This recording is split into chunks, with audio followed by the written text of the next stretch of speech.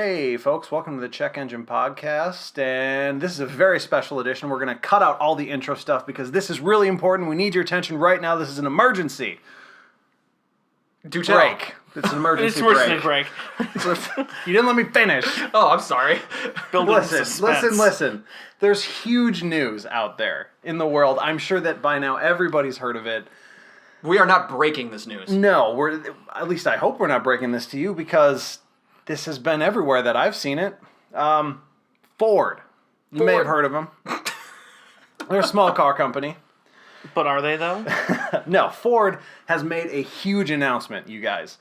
This is huge. They are discontinuing every single car that they make currently. They're cutting them all. The Mustang. Except for the Mustang. So this is crazy because as we talked about in the Tinder episode, these small cars and even the Taurus to some extent, these cars are what saved them from bankruptcy during that huge market crash. Yep. And it's what brought them back from the brink. These small cars that they're now completely axing in favor of SUVs are what saved Ford and made Ford the brand that they are today. They're just cutting them all. There's a timeline here. They're cutting the Focus in May of 2018. Holy So crap. they just announced that new Focus? Nah. Nope. Nah, man. Nah.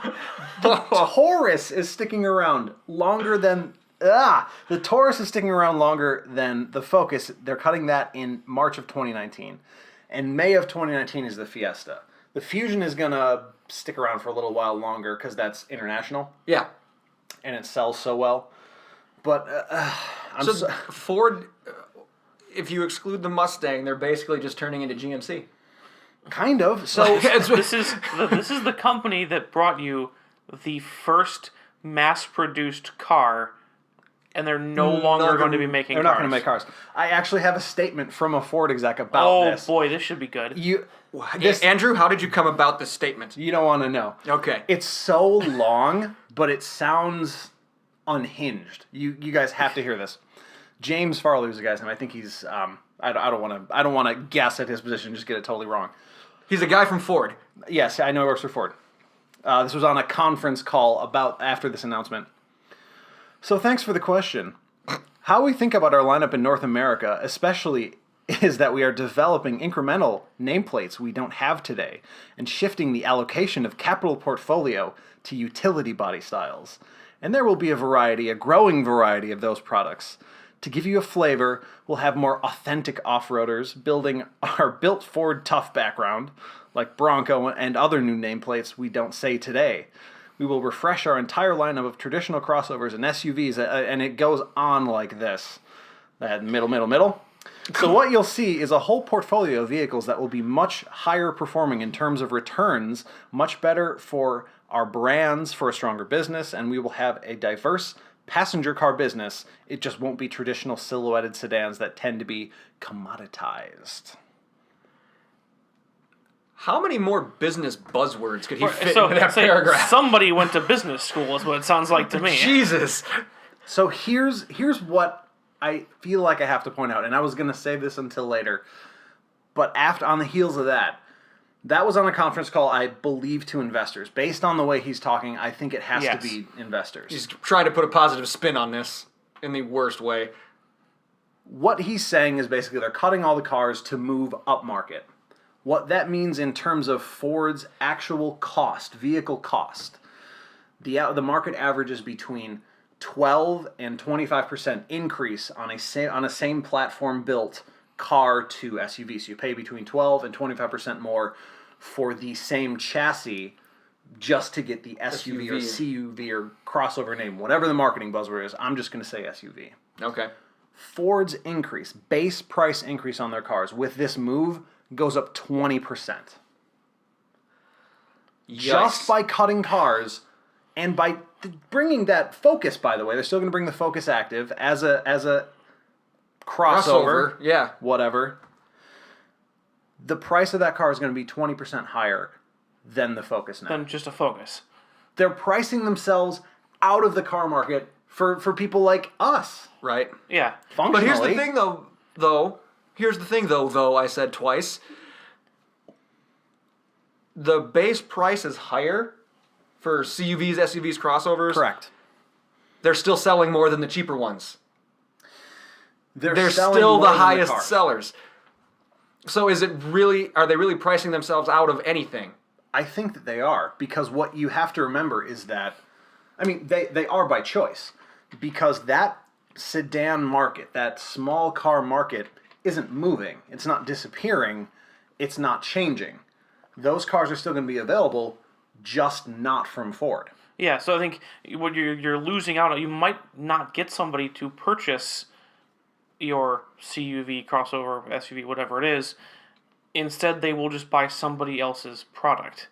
Exactly. That's the concern that I would Right. have. It's like if I'm in the market for an affordable family hatchback, oh, excellent, I was going to buy I can't buy the Focus anymore. I'm going to go buy the Forte 5-door or the new Elantra GT, the hatch. Yep, Yeah. yep, and there are other options that exist out there.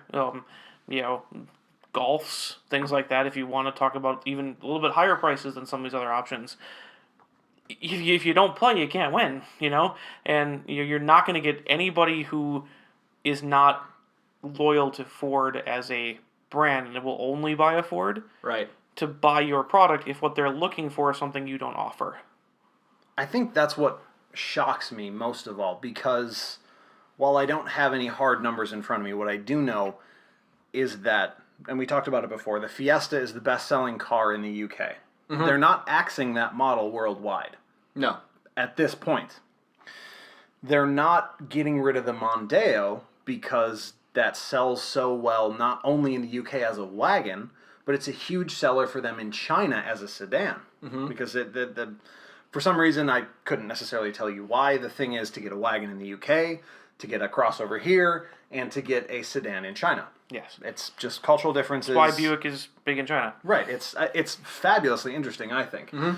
But, so they can't completely axe the cars. But what they're doing, and I don't think it's evil necessarily. I do think it's profit-focused to cut out your cheapest models with the specific intention, the spoken intention, of making 20% more on every single car you sell, just to make profit for your investors. This isn't a move for the consumer. This isn't a move for anyone but investors. I don't like that. But that's how big companies work, though. But is it? Because here's something to remember. This exact situation, a company, an American car company, choosing to not make a small affordable car, is exactly what established Asian brands in America. This contraction of Ford leaves a market gap that is going to be, has already been filled by Hyundai and Kia, like we've talked about in other podcasts. But another key to remember, Toyota's coming out with a brand new Corolla that looks to be the actual full business. It looks amazing. The full business. So I'm talking manual transmission, rev matching in a base model. Nothing like this has ever been seen before in the hatch market, truly. Yep. So that's all great. They're kind of filling that, but this also leaves a gap in the market for a Chinese brand to get established. I mean, this is a vacuum that they've created. It's not that they're ending a market, Ford, by doing this. Yeah, just because Ford says I'm not going to play anymore doesn't mean everybody goes home. Right. So, who do we think and how, so who do we think is going to do it and how are they going to do it? Like, who's filling that gap? I don't think it can't be any of the other, the other two of the big three. They're not financially stable enough to expand a product line or boost production, I don't think. But something interesting that I heard from someone, I think it may have been someone at specifically GM, not Chevy. They have reaffirmed their focus on cars, small cars, sedans, and Cadillac. So that may have been, basically a statement in reaction to, a question asked off, what do you think of Ford? Sure. But we've already mentioned a lot of the players in that lower end market, being Hyundai, Kia, Toyota, and Honda will be else? there. Honda, of course. Yeah, when you look at bigger, Mazda. What about Mazda? Mazda? Kind of sneaking in. When you and Now Mazda, Mazda 6 ain't bad. But Mazda's upselling itself a lot. yeah, they've been pushing price quite a bit. And we're talking about Chevy. I got caught off guard the other day because I looked out the front windows of my place of work and was like, "What is that? That looks oh God, it's a Malibu." And I was like, "Wow, actually, that's a Malibu. That's pretty cool." And I think people who would be buying things like, the Taurus, however long the Fusion stays around, some of the larger traditional kind of American sedans that people are buying very well. Again, you got to take into account how much brand loyalty is seared into them from previous generations. But as we've also discussed, kind of in the dating app episode, for younger people, a lot of that's going away. It's something that will also, as a little preview, you'll see in one of our forthcoming episodes about us, is that at least 2 out of the 3 of us have a pretty wild variation in the types of cars that we've driven in our lives, and we'll have brands we like, but we will buy what we want to buy from whoever it's available. I think that's kind of a way that younger drivers, younger purchases are going, is that if you have what I want, I don't care that you're a Hyundai, I don't care that you're Kia, I don't care that you're Chevy, and my dad drove a Ford. I think you're going to not have this, well, my dad drove a Ford, I'll only drive a Ford. And I don't think you're going to see that from most people. I think they're going to go to where the toys that they want to play with are available. If Ford takes all theirs and goes home, they'll go somewhere else. Looking for features, not badges. Yep, features and body styles and, things like that. I mean, yeah, absolutely. I totally agree. So we talked about a couple of the other players, but we got to remember that Nissan just reaffirmed their commitment to the sedan by bringing out that new Altima with all the technology in it and the Yes. The cool tech in our most recent spark plug. Yeah, and Tristan, remember, I in our continuity of episodes, I'm not sure where we mentioned this, but maybe we just talked about this privately. VW just announced that they're bringing down the price of the Jetta. I mean, yep. In a direct response to our King for a Day episodes, they kind of, before we even got a chance to publish it, took a lot of our advice. Yeah, exactly. And Yeah, it happened quite a bit that week. Yeah, and you're gonna see. Did you guys throw your shoulders back a little bit too? Oh yeah, It's like I called it. We're right. It's fine. I'm nailed it. straightening the tie I don't have. But and then, Adjust the cuffs. you're gonna see Volkswagen potentially step in, especially because they are market share hungry. They want to beat Toyota in total global sales, and if they're like, well, Ford's not gonna make small cars anymore, we got those all over the place. I got those. Hey, you want one? I'll sell you one. They did. And good ones too. Yeah. Yeah, exactly. Good ones. So I mean, I could have seen this coming, I think, if I had to put 2 and 2 together. Like, obviously, Captain Hindsight has landed here and is... not what you should have said. So the timeline here is, I mean, it makes sense now. The week before they announced this big cut, Ford announced that they are bringing the Mustang into the NASCAR Cup Series to replace the Taurus. Ooh. And a month before that, their new CEO announced a 75% line turnover, and we were like, nah, not possible. Can't happen. It was all there. It was all there. If we would have just done better sleuthing, Sleuthing. we could have broken this story. God damn it. So here's something. You mentioned the Mustang, and as that's the one car they're keeping around, that must be a super volume seller for them, right? That must be... It's not. I actually have the numbers here. It's not at all. Spoiler alert. So last year, Ford, if they want to talk about numbers of cars that aren't selling, and it's almost as if I wrote an angry blog post about this last week or something. Oh, did you? Oh, wait, I didn't catch did. that. But total sales of the Mustang, 126,000 cars across 146 countries. Oh. That's total international sales.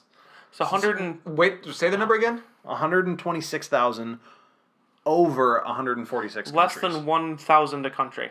Yeah. Well, I'm sure it's focused in the U.S. Right, I'm saying, but on average. Yeah, it's like 80,000 of those were here. Yeah. That was just a number I made up, guys, for an example. That wasn't a real source. I mean, just saying. Don't penalize me again. He's gun shy now. I'm He is really a little gun bit. shy. That's We good. got him. I'm sorry. I get very worked up about this because it's so clearly driven by, what's the right word? Is it greed? Is it avarice? Is it just pure capitalism? What's the word? I say go for avarice because that's a badass word. It's I a like great that. word, and it encompasses a lot of the other ones, including capitalism. Something that I've had issues with many different companies listening to stockholders who have no vested interest in actually the company itself. Right. Short-term gain over long-term stability is almost always a hallmark of companies whose stockholders have the reins. And I think that's something that we might be seeing. Yeah, Ford's shares jumped right after this happened. I have a great quote here from a auto analyst at nowhere that sells cars, but at J.P. Morgan Chase. Oh, good. Your family-friendly bankers. Yeah, for sure. The passenger car rationalization, yes, plan is just the sort of bold and decisive action we believe investors have been waiting for. It is indicative of a management team for whom there are no sacred cows except the Mustang, and which seems The sacred horse, increasingly really. and which seems increasingly likely to pull other such levers to aggressively improve earnings and shareholder value. It's absolutely not about the company. It's not about who wants to buy their cars. It's not about people who drive cars. It's just about the stock price. Yeah. Well, I'll give them this. It is decisive and bold. It absolutely It is. And as a person who, And who has been the you know, most decisive on things since the bailout? yeah, Ford. big fan of companies that make decisive moves. It's how the future gets here.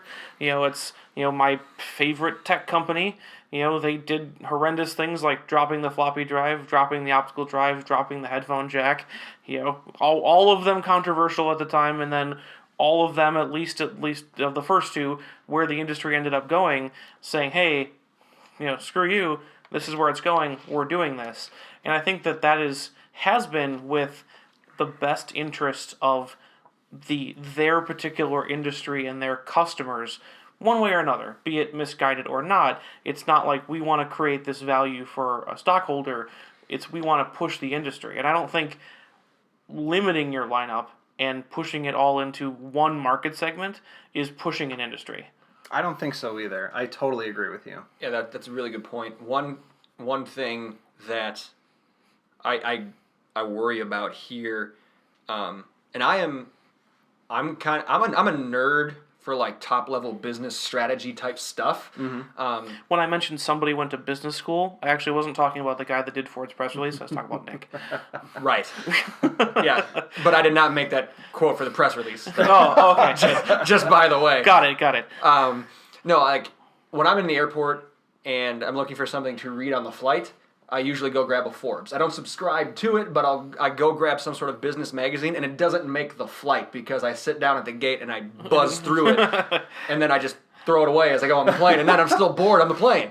So I soak that kind of stuff up, but so it's intriguing to me just because it is decisive and it's bold and it's I'm interested to hear about the strategy Which of it. has something to be said for it. Yes, but and you can't help worrying about the people that this is going to affect as far as jobs and livelihood.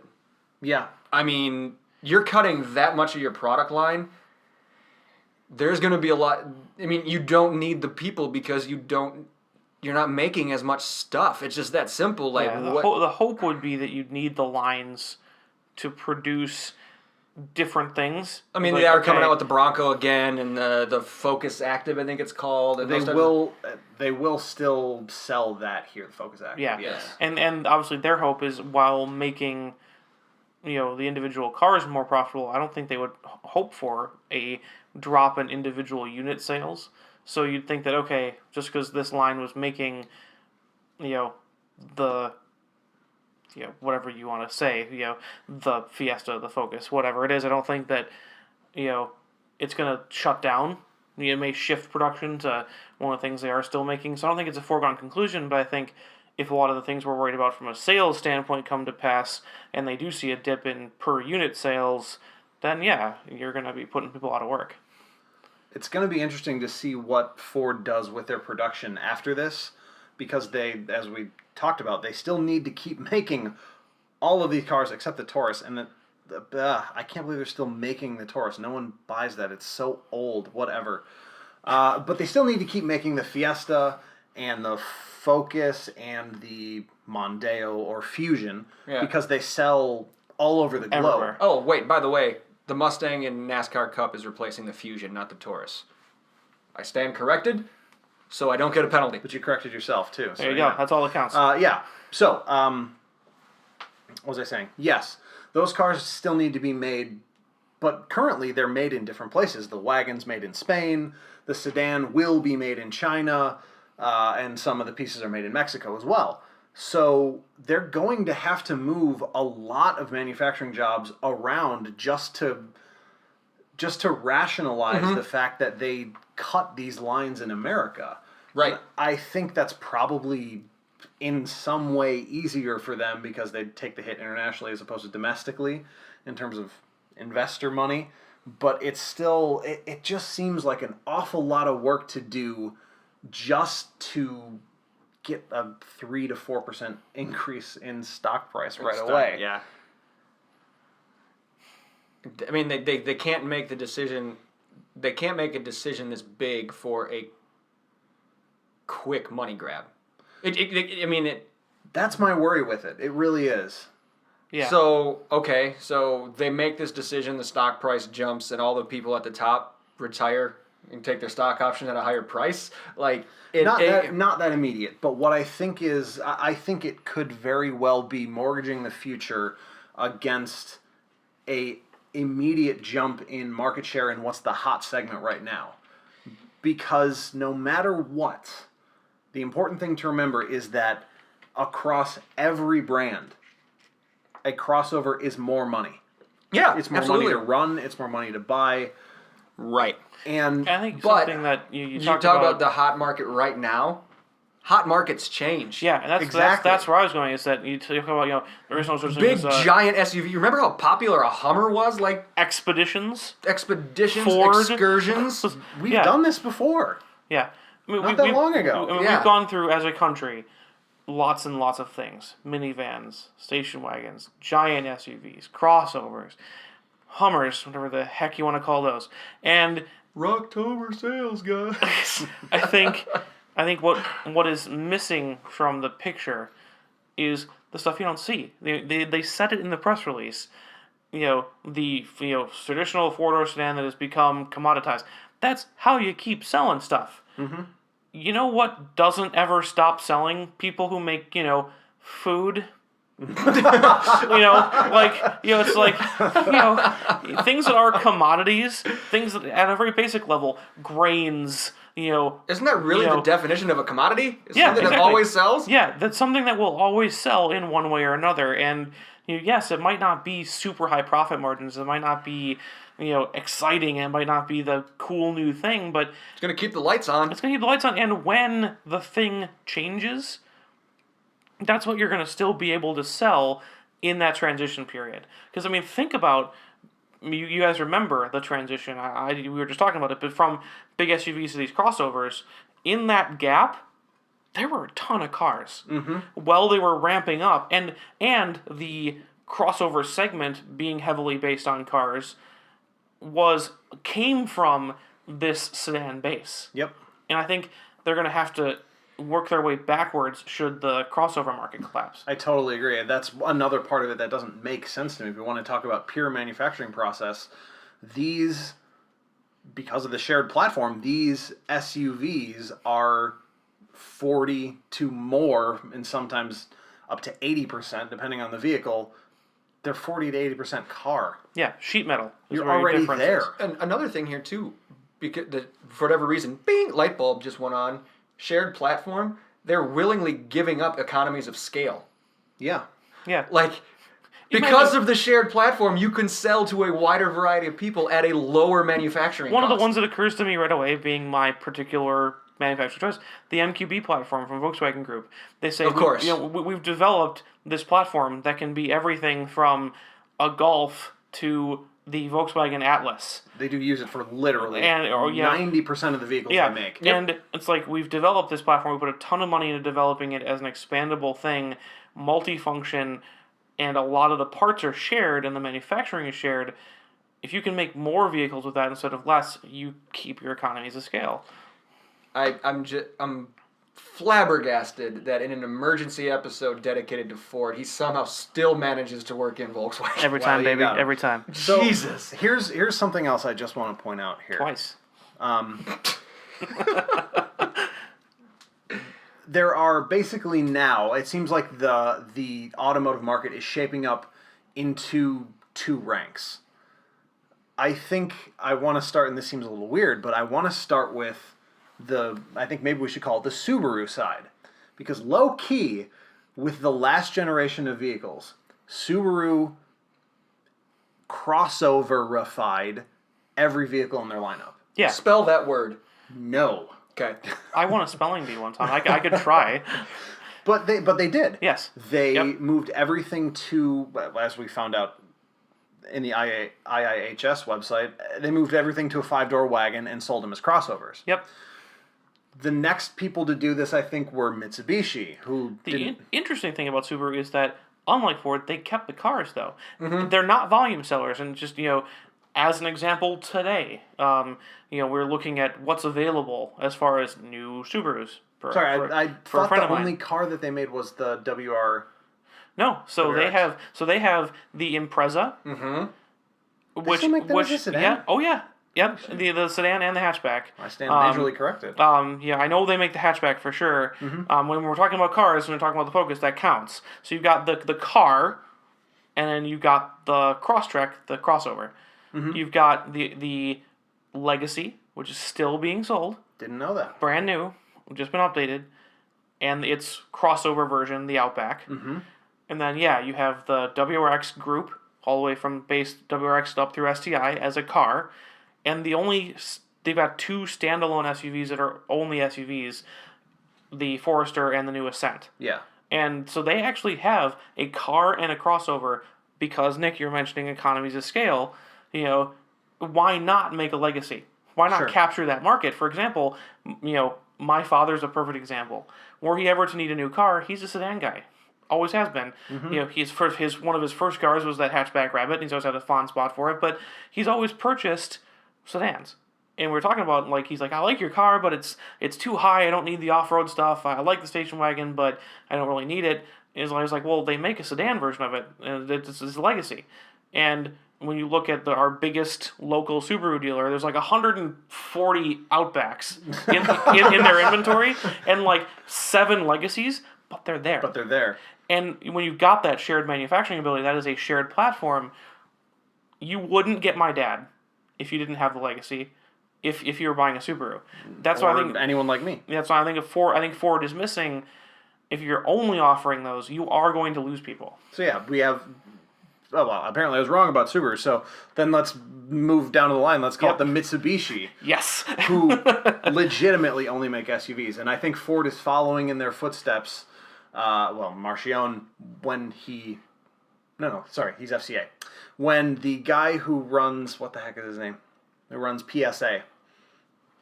I don't know. I totally just blanked. That's my If bad. you know, listeners, Yeah. write us. Let us know. So, when Mitsubishi was bought by the Peugeot Alliance, Yes. what they did was kill the whole thing and only begin to sell SUVs. And Mitsubishi sales went up, and so people said, look, Mitsubishi is selling more cars because they went to SUVs. But really, Mitsubishi was selling more cars because they were selling any cars. That's really the difference there. Yeah, if you sell one more, it looks great because it looks like 100% sales Giant increase. spike. I mean, they were in the midst of this sale of only SUVs. I was shopping for cars, and I ended up with a crossover. And, I went to my local Mitsubishi dealer. They had about 9 cars on the lot. And I asked about towing. I own a motorcycle. I might want to end up towing something. They said, well, it doesn't really have a tow rating, but we'd be happy to put a hitch on it for you. That is how desperate they were to sell cars. Which would, by the way, automatically void the warranty. Yes. So it was pathetic. I've never seen anything like it. But you have these companies now, Ford, Mitsubishi, maybe Chrysler's doing something like this. No one knows what they're doing over there. Yeah. Who knows? Yep. But yeah, so they're on the side of only SUVs. This is the future. This is what will drive our sales for the next infinity years, versus companies. You can't forget about Toyota. They're bringing out that new Corolla, which I think is going to be completely awesome. Hyundai, Nissan, and Kia, and all of Honda? basically the rest of them. Honda, thank you. I keep forgetting Honda. There's basically You have like a Honda button here. there's basically two Honda. sides to this one decision. Yeah. And as horrible as it sounds to say, one side is clearly going to be a winner and clearly going to be a loser, both in short term and long term. I have no idea which is right, but I know what side I want to be right. Yes. And I'm also very comfortable with people who choose not to participate. Yeah, I think people like Subaru, like Volkswagen, that have a broad... Say number 3. I did it one more time. They have a broad model base with a shared platform construction process. Choose not to choose. You Exactly. know? And I don't have a problem with that either, because I think they're going to come out ahead no matter which way this happens to fall. That could also become GM, by the way. Yep. In this newly vacated space, GM could easily use the economy scale that they do still have Yep. to fill both the American market and the foreign market with cars more targeted to what happens to sell in that area. Yep. I become But more... they also just cut the Impala out of their... True. But So they're kind of vacating one spot of that market that too. was kind of trimming the fat, though, because it didn't sell very well. I think Yeah. they really are striking hard with the Cruise. If they're trimming the fat, Ford just had liposuction. Yeah. Yeah. I mean, Yep. Yep. It's had an amputation. Yeah, exactly. they cut off a limb.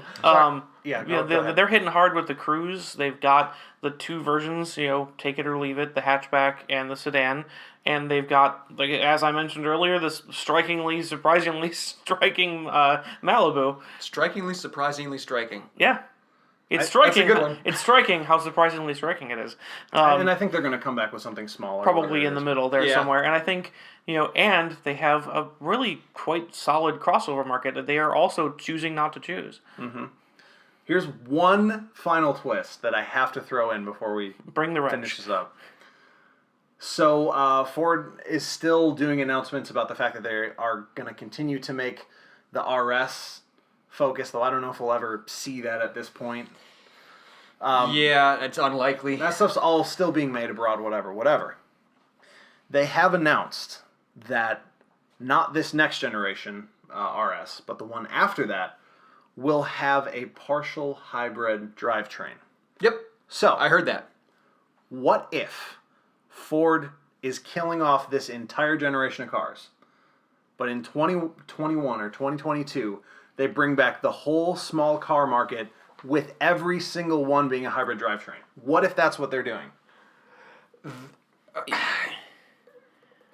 It'd be awesome, but why would they need to kill off now? Yeah. They contract to to basically create a vacuum in the market, create a little bit of demand, and then come back with something that no one has, which is a fully hybrid small car lineup. Yeah, I mean, that would be playing the long con, because they're also saying, like, we're done. We're not doing it. It's not like they're keeping it a secret, which is, you want to keep trade secrets, but it's not like you could always hint. It's like, hey, we're going to step aside because we've got something really special for you, and not tell anybody what it is. Right. Yeah. Like, if that were to work, like, they'd essentially have to hand everybody a script as they walk into the door, just in case they were asked about stuff, like, to keep it under wraps. That's a good point. I hope they do that, and I honestly hope it works. Yes. Because that would be, as a business nerd, that would be just Like- fantastic. What if they, Great entertainment. What if they That would be did so it? entertaining. I just That would be I don't know so- if it's even possible. You want to create demand, take away the supply. I mean, This is an extreme case. Like this, I mean, you are swinging for the fences hard if that's your plan. absolutely. Like, I'm just saying. I wouldn't hate it. If in some universe, this is like General MacArthur trying to get the bombers off the aircraft carrier type swing, like so risky. But if in some universe that's what happened, if they just killed it all off domestically, went hard on the SUVs, because I think we can still say maybe now more than ever, the Bronco's going to be a big seller. Whatever they do in this market will work. I'm not saying it's not going to work. And then in a couple years, they come back with this bombshell of all combination hybrid. North American Auto Show, big Ford booth. Exactly. Peel the covers off. And maybe that comes with even that little hybrid Mustang that they've been kind of teasing a little bit. Yep. I'm just saying that would be a huge move. That would be unparalleled. That would be like reinventing the car almost, just because no one does this. We should jot down the date and time for if in 3 or 4 years from now this happens, we can come on the air real quick and be like, yep, called it. It's just going to be 50 minutes of me laughing at you. Yeah. 10:08 p.m., April 27th, 2018. Or it could be dead wrong. We might have called it, or we're just really wrong. But if we're idiots, we will never talk about it again. Never shall we speak of this again. That's true. That's true. No one needs to know. This will be our little secret and your little secret, listeners. It'll still be right. on Anchor, so everyone will hear it. Absolutely. But any other wrinkles to throw at us? That's it. What That's other everything I got. other wrenches do you have? That is everything. Unless we want to talk about Chinese automakers, I'm not ready for that discussion yet because No. it's complex. Just the idea of purchasing a vehicle from a non-democratic society, I think, is somewhat. The word looking for is problematic. It's problematic. Yeah. When you think about it. But that's the emergency episode. Big things are happening out there. Yes, it has been, as you may notice, dear listener, slightly shorter than normal. We wanted to get this to you as soon as we could. This is an extra bonus emergency episode. Do look forward to a little bit more content coming your way later in the week. Mm-hmm. So keep your eyes peeled. We will not leave you with only this short episode. Fear not. Hot teaser. This no preparation either. This was all off the cuff. It was very besides the important, quotes that you found. very important that we discussed this. Yeah, though. we had to get this one out there. I didn't tell them what I had planned because I wanted genuine organic reaction to what might be the most insane thought thread I've ever personally had. I'm sure you've had worse. That's true. But yeah. Anyway, with that, we take off our amateur economist hats and go back to being a car podcast.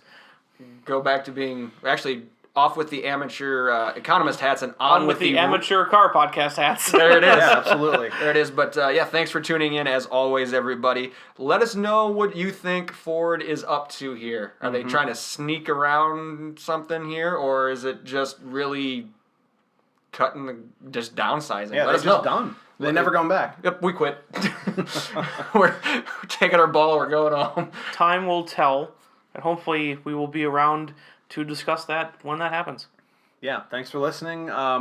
Please, definitely do stay tuned. Big stuff coming up. Stuff we've never done before. It's all going to be great. You're going to love it. Thanks, guys. Thanks.